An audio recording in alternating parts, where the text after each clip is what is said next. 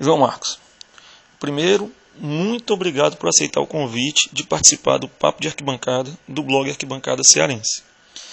A ideia desse bate-papo aqui é sempre enaltecer os jogadores que jogaram ou jogam em nosso futebol. Você é hoje o jogador que mais tempo tem no elenco do Ceará Sporting Clube. Já se vão aí 6 temporadas e 317 jogos, se eu não errei as contas. E isso é uma coisa rara, não só no Ceará, como no futebol brasileiro. Aqui você atribui todo esse tempo no mesmo clube.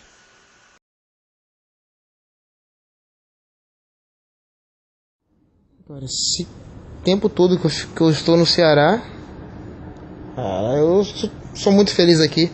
Minha família é muito feliz. Nunca escondi que eu me tornei um torcedor do Ceará. Aprendi muito com o Mota também. Sempre digo, toda entrevista que eu sempre falo do Mota, cara, que é um cara sensacional. É um jogador que pra mim, aí da torcida, pra mim teria que ser reconhecido, melhor reconhecido. E teria que ter um jogo de despedida quando ele encerrar a carreira. Não só ele, como Yarley, como o Sérgio Alves, como Adilson, enfim. Mas acredito que esse tempo todo aqui no Ceará, pelo profissional que eu sou, sempre tento ser um profissional correto, me cuido fora de campo. Quando jogo, tento manter uma regularidade boa para não sair do time. Infelizmente as coisas agora não estão andando do jeito que a gente quer, mas faz parte do futebol. A gente tem que se adaptar a isso também, é coisa que acontece na nossa carreira. Mas, como eu disse, cara, eu sou feliz aqui. Espero ficar aqui por mais tempo para que eu possa conquistar cada dia mais coisas pelo Ceará.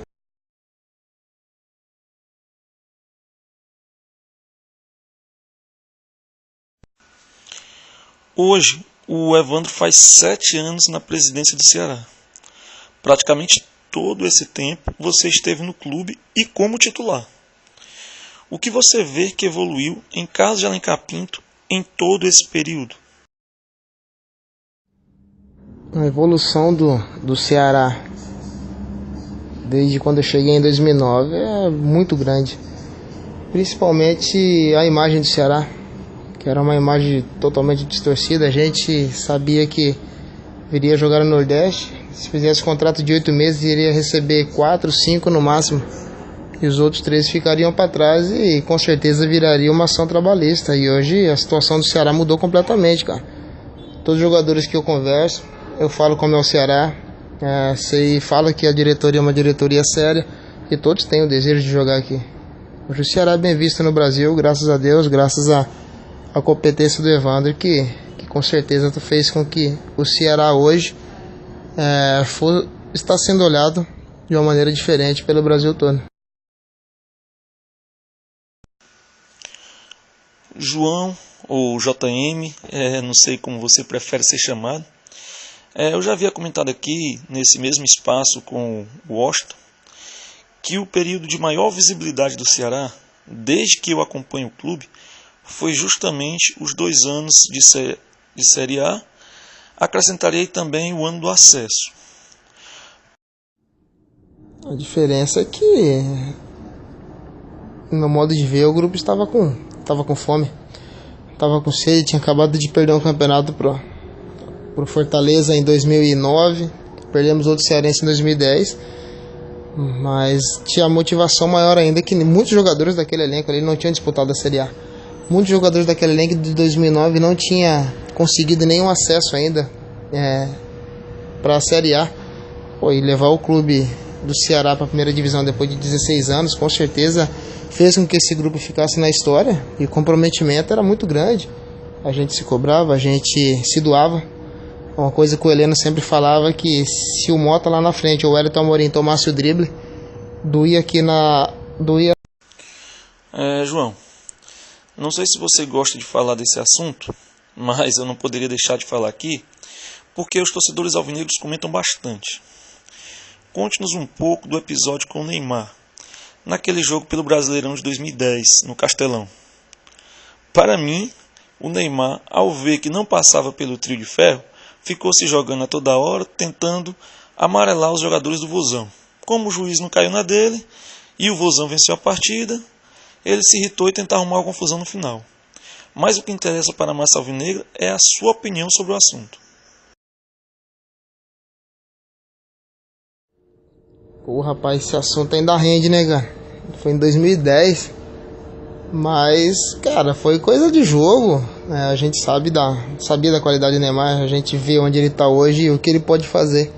Por isso que a gente tinha que marcar ele muito forte. Eu, o Anderson, o Heleno, o Michel, o Fabrício. Todos os jogadores de marcação sabiam que tinha que marcar ele muito forte. Mas ele veio pro meu lado no final do jogo. Eu já tava marcando ele individual naquela parte do jogo, que era o final do jogo. Mas aí ele acabou pisando no meu pé. Eu falei que ele era um bebê chorão. E ele não gostou muito e quis partir pra briga. E ele ameaçou de vir a primeira, ameaçou de vir a segunda, e na terceira eu falei, solta ele. Aí quando eu falei, vem Neymar, e aí o microfone pegou e deu no que deu. Aí rendeu pra caramba, mas foi coisa de jogo.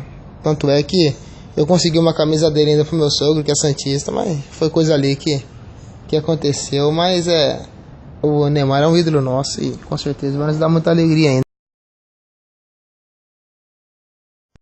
Desses 317 jogos pelo Vozão, acredito que seja um recorde desde o início desse século.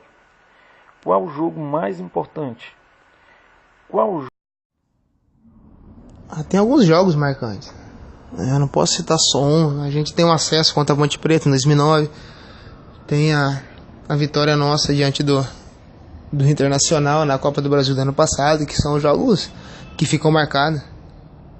Mas eu tenho também um jogo muito especial. Foi o Clássico Rei, onde eu estava completando 250 jogos com a camisa do Ceará. E a gente venceu o jogo de virada. E pra mim aquilo ali foi muito importante. Pra mim, eu que sou, posso dizer, um jogador da casa, completando 250 jogos no Clássico Rei, pra mim tinha um gosto muito especial vencer. Ele sabe que sempre vencendo o Fortaleza é um gosto especial, mas completando 250 jogos, ganhando de 3-1 de virada, pra mim foi muito bom. João, a identificação da torcida com você é enorme. O Trio de Ferro realmente marcou justamente aquele período que citei anteriormente de maior visibilidade do clube. E você é o único que permanece no grupo. A torcida, pelo menos boa parte dela, tem em você um ídolo. Não só pelo tempo que você tem no Ceará, mas pela garra que demonstra dentro do campo, pelo exemplo que demonstra fora das quatro linhas, por você ser um cara que é um exemplo de profissional que muito orgulha o torcedor alvinegro. Você se sente um ídolo do Ceará? Cara, a palavra ídolo é pesada, é forte. Eu não me vejo como um jogador que tem uma história legal no clube, que tem um carinho enorme pela torcida. Eu já conversei com muitos torcedores, cara, que eles vieram me agradecer por tudo que eu fiz pelo Ceará, e eu simplesmente digo que eu faço o meu trabalho. Eu recebo pra isso, eu tenho que me doar ao máximo nos treinamentos, nos jogos, para que eu possa honrar pelo menos o salário que eu recebo, principalmente a camisa que eu visto, porque tem um envolvimento, a gente sabe que a paixão do torcedor é enorme. E eu já encontrei vários torcedores chorando, vieram falar comigo chorando, e isso que me motiva cada dia mais, cara. Por passar tanto tempo assim por aqui, você já pode ser praticamente considerado um cearense. Sei que você é de Marília, inclusive iniciou a carreira por lá, mas você já se sente um cearense? Já conhece bem Fortaleza? Sua esposa e você pretendem permanecer em nossa capital após o fim da carreira? Me fale sobre a sua identificação com a cidade após 6 anos morando aqui. Cara, é muito boa. A identificação aqui é boa demais, cara. A gente se adaptou bem à cidade. A gente precisava chegar aqui e passar por todas as dificuldades, distância de família, esse tipo de coisa, porque eu nunca tinha jogado muito longe da minha família. Mas hoje já vai completar 6 anos. E a gente é muito feliz aqui. O meu filho tem amigos aqui, nós temos amigos aqui. Eu tenho uma filhada, eu sou hoje padrinho de casamento de pessoas aqui que a gente considera muito, que a gente ama muito. E assim, cara, a gente não sabe o que Deus está preparando para nós lá na frente. O que a gente espera para ver o que vai acontecer, mas se a gente tiver que mudar para cá, a gente não vai ter dificuldade nenhuma, porque a gente já é bem adaptado. E como eu disse antes, a gente é muito feliz aqui. Eu não sei até quando foi estendido seu contrato com o Ceará, mas caso ele venha a terminar, você gostaria de jogar no Fortaleza? Tenho a opinião de que o jogador sair de um clube para o rival não deveria haver tanta polêmica, a menos que ele seja realmente um ídolo da torcida, que para mim foi o caso do Geraldo, que mudou de Porangabuçu para o PC, e o seu caso. Você hoje talvez represente mais para o Ceará que o Geraldo representava naquele período. Você aceitaria um convite de vestir a camisa do Fortaleza? Pô, sinceramente, cara, eu não me vejo jogando com a camisa do Fortaleza, porque são muitos anos no Ceará. Que lá na frente, como eu disse, a gente não sabe o que Deus prepara pra gente, mas eu não me vejo jogando com a camisa do Fortaleza. Já disse que tenho sonho, eu espero que isso possa acontecer, que eu encerre minha carreira no Ceará. Sou feliz aqui, sou torcedor, eu espero que lá na frente isso possa acontecer e vamos esperar para ver. Ano passado tivemos o centenário do Ceará. A torcida esperava muito o acesso. O time fez uma campanha incrível no primeiro turno. O que faltou para que essa campanha tivesse êxito até o final? Faltou perna. Na temporada anterior, você atuava como o único marcador no meio do campo do Ceará. Isso pesou? Você se sentiu sacrificado pelo esquema de Sérgio Soares? O Sérgio sempre tem esse esquema de jogar para frente. No Bahia ele tá fazendo do mesmo jeito.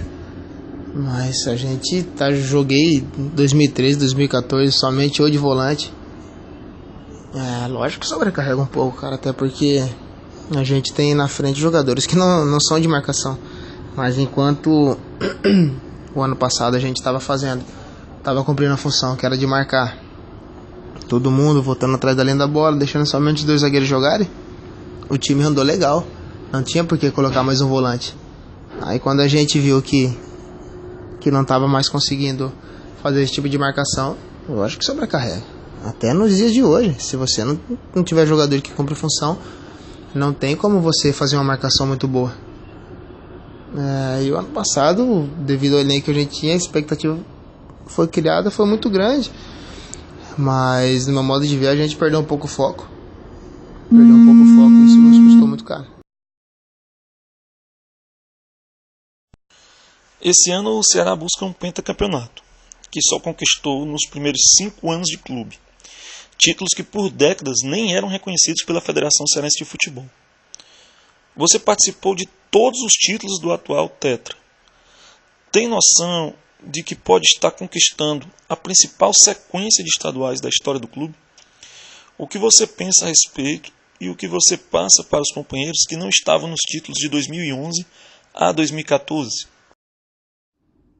Nós jogamos assim contra o Quixadá.